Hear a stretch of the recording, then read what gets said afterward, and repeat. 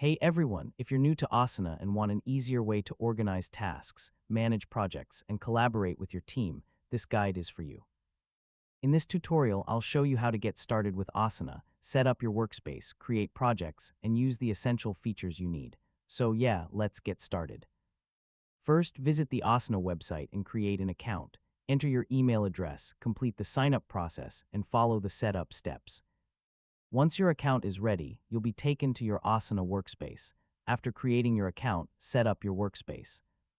Add your workspace name, invite team members if needed, and choose how you plan to use Asana. This creates the foundation for managing your projects. Next, create your first project. Click the option to add a new project, choose a blank project or a template, and select a layout that fits your workflow. You can use list view, board view, calendar view, or timeline view. Tasks are the building blocks of Asana. Add tasks for the work that needs to be completed, then include details like descriptions, due dates, attachments, and assignees. Clear tasks make it easier for everyone to understand their responsibilities.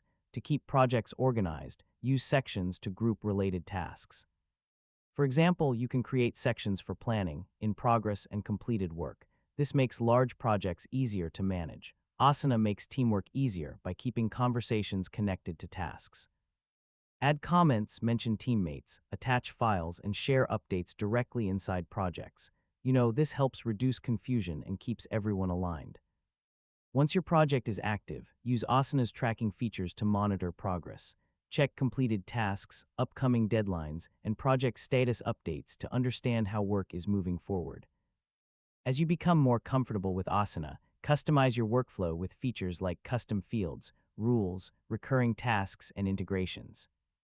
These tools can help automate repetitive work and make your projects more efficient.